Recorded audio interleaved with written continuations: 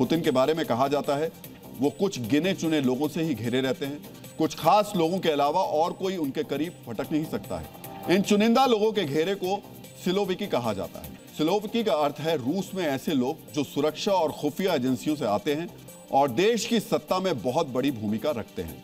अगर यह कहा जाए कि सिलोविकी रूस का असली पावर सेंटर है तो गलत नहीं होगा।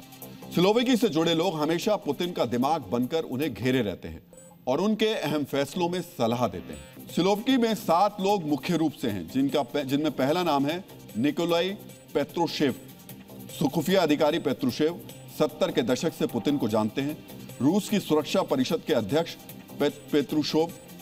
पेत्रुशेव अमेरिका और दूसरे पश्चिमी देशों के घोर विरोधी हैं। पुतिन के करीबियों में दूसरा नाम है अलेक्जेंडर वोर्तिनिकोव का, जो रूस की घरेलू खुफिया एजेंसी FSB के प्रमुख हैं।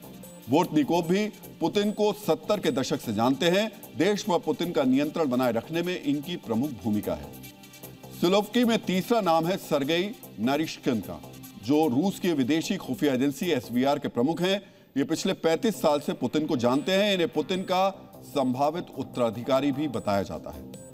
पुतिन के करीबियों में चौथा नाम रक्षा मंत्री सर्गेई शोइगु का है। शोइगु के बारे में कहा जाता है कि वो साइबेरिया में पुतिन के साथ शिकार अभियान पर जाते हैं। सिलोविकी में 5वां नाम एंटोन वेनो का है, जो राष्ट्रपति कार्यालय के चीफ ऑफ स्टाफ है। वो दुनिया के सामने कम दिखाई देते हैं। माना जाता है कि एंटोन वेनो पुतिन के बेहद भरोसेमंद है। पुतिन के करीबियों में छठा नाम वालेरी गेरासिमोव का है, जो रूस की सेना के जनरल हैं। गेरासिमोव को अनुभव सैन्य रणनीतिकार भी कहा जाता है। और सिलोविकी की सूची में 7वां नाम यूरी कोवलचुक का है। यूरी के पास कोई सरकारी पद नहीं है, लेकिन पुतिन से उनके पारिवारिक और व्यक्तिगत संबंध हैं।